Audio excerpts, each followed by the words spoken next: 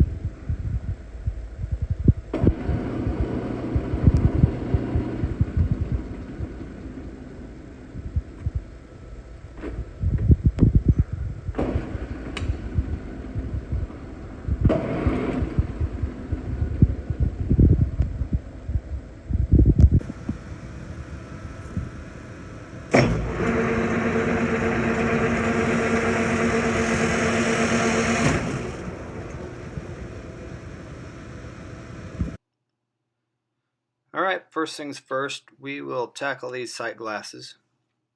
Looks like we'll need to scrape the plethora of paint from these screw heads just to give us a chance at removing these screws.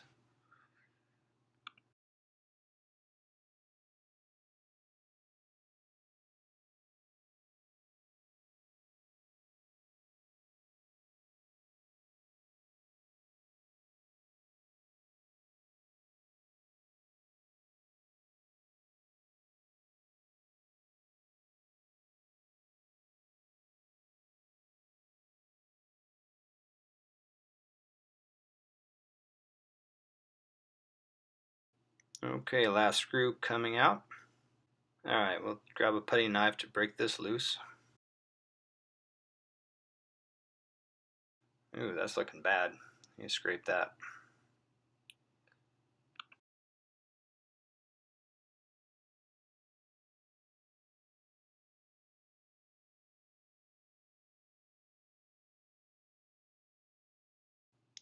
Once upon a time, not too long ago, I had a proper pick to scrape back this old glass. It is currently MIA, so I'm stuck using an old screw. But it seems to work.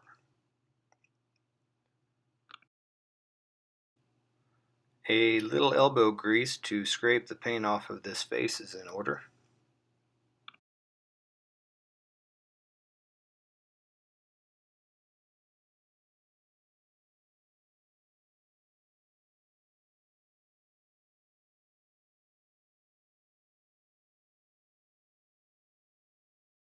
We will employ a screwdriver to remove this outer gasket now.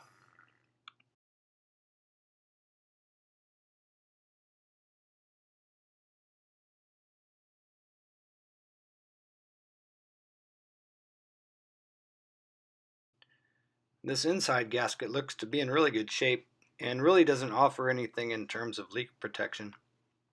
Its purpose is only to provide a gap between the glass and the oil flow spout so the oil can cycle freely.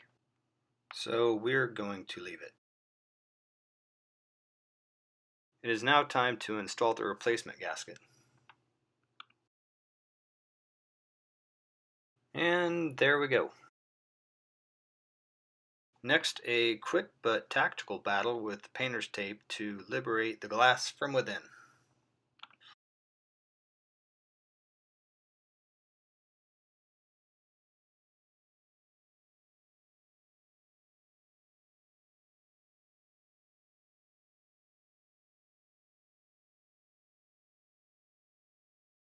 Let's size this glass over the hole to make sure it fits.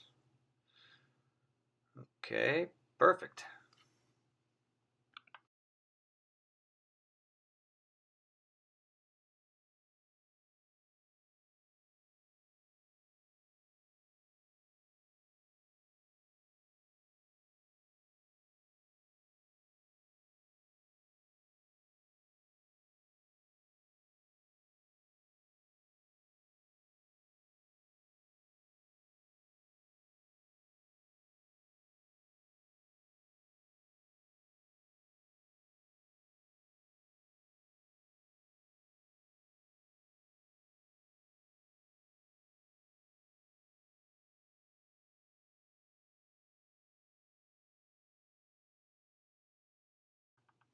Okay, well, that's one changed out. We have a sight glass on the lower column and one more on the knee to change out.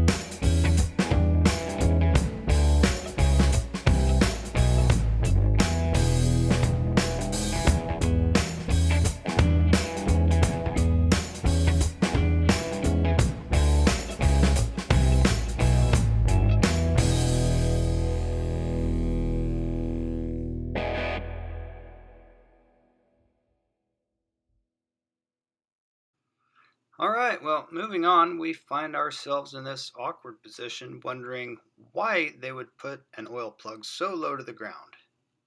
Never once thinking to simply raise the knee until well after the fact.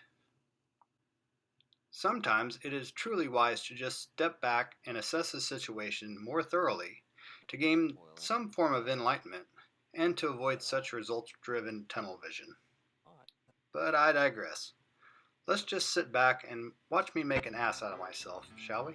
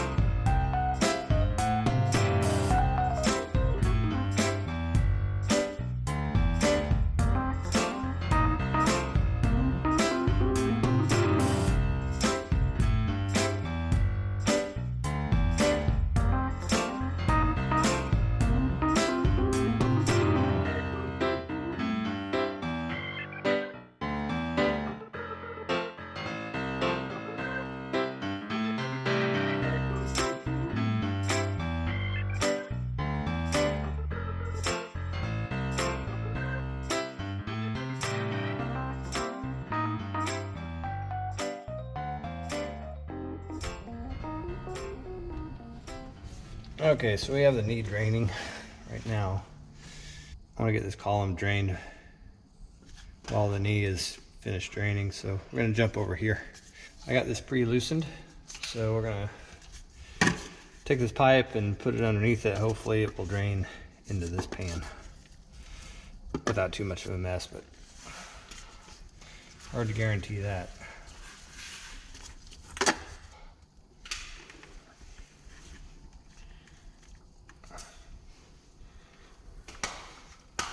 That's working pretty good.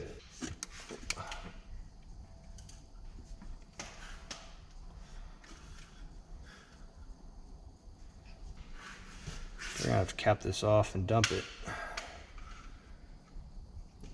before we're finished. Oh, that's nice.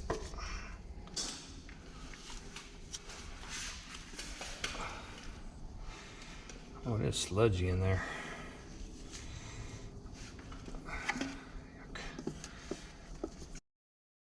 I thought it best to soak this knee oil filter in some paint thinner for a while.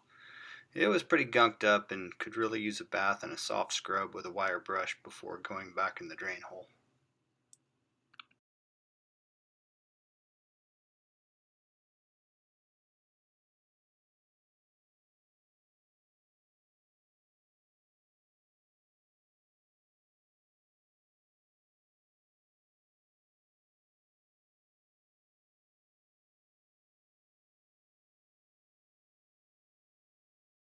Alright, a few twists with a wrench and we'll have this together.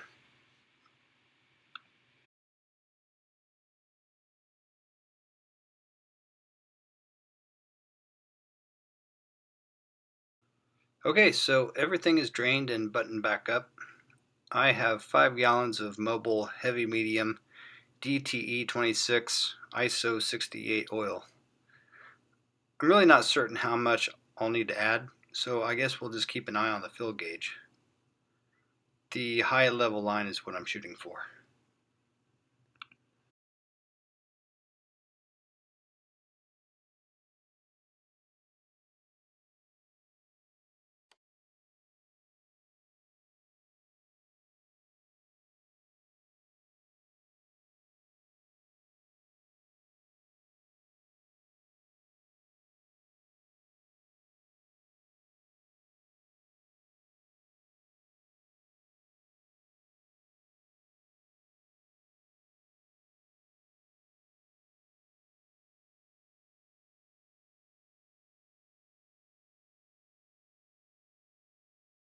Note to future self, next time stop pouring about mid-level because this has a serious delay.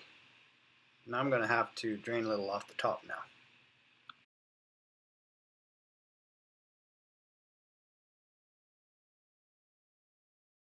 I've recycled an empty oil bottle and added some DTE.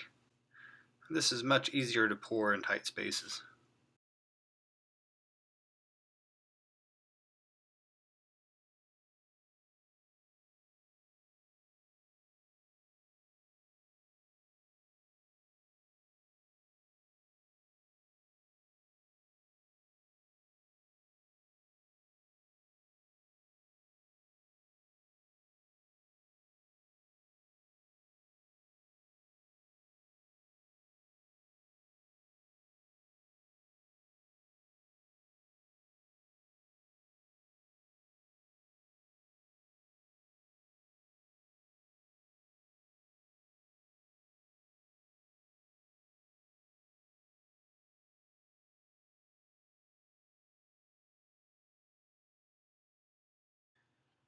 Well, this may seem like a strange segue, but it's going to make sense pretty soon.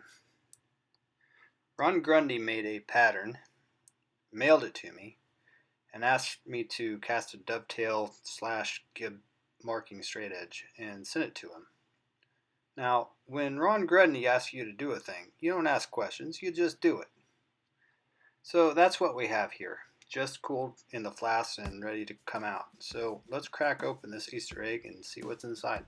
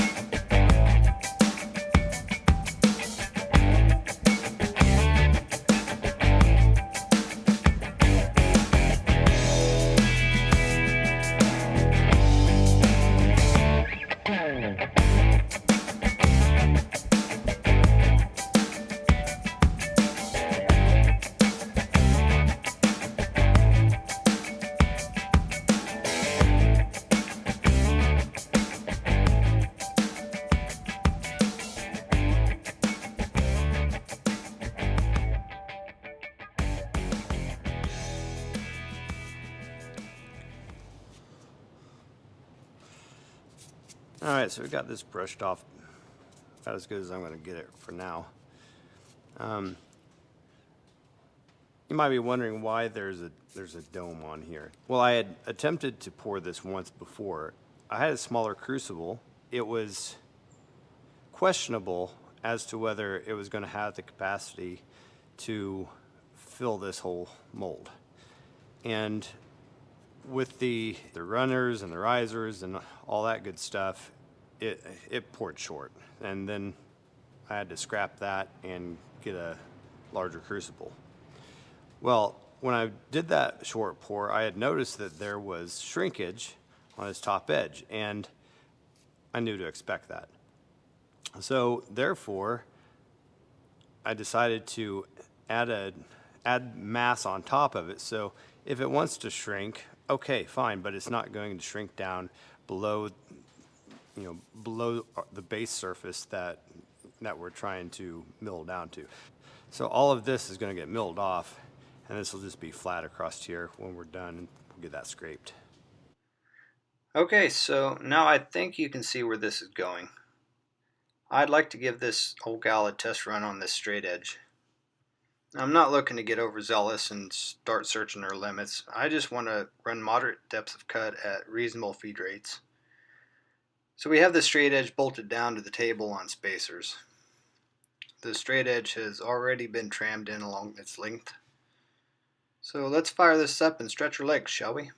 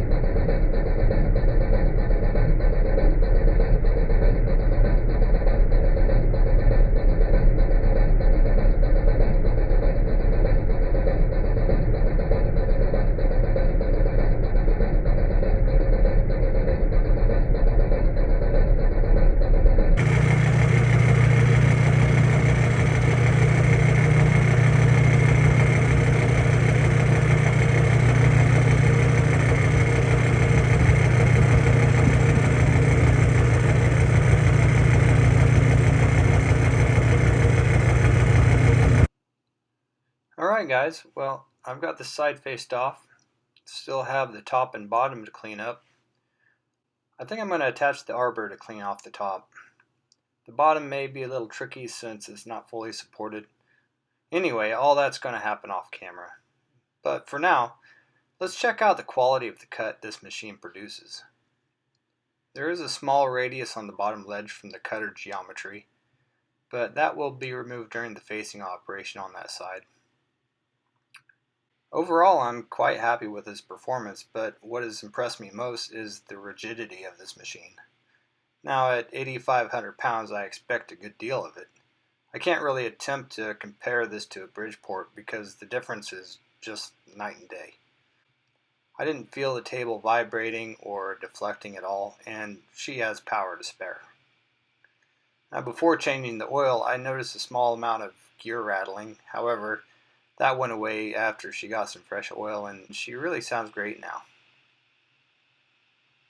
Well guys, it took 3 videos to get to this point, but we have finally arrived. But that's all I have for you at this time. I've got some cool projects in the works, so check back in soon. And until then, thanks for watching.